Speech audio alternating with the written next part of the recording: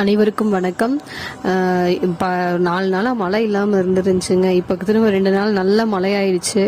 நம்ம கொட்டம் மாட்டு கட்டுத்தர எல்லாமே ரொம்ப ஈரமா இருக்கு. ஒரு வேலையும் செய்ய முடியல.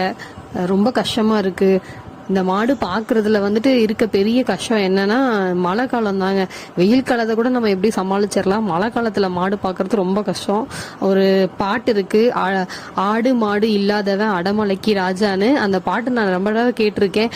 ஆனா இப்பதான் அதோட அர்த்தத்தை நான் ரொம்ப புரிஞ்சுக்கிறேன்.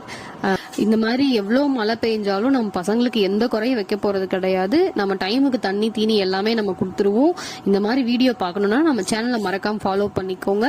ரொம்ப நன்றி.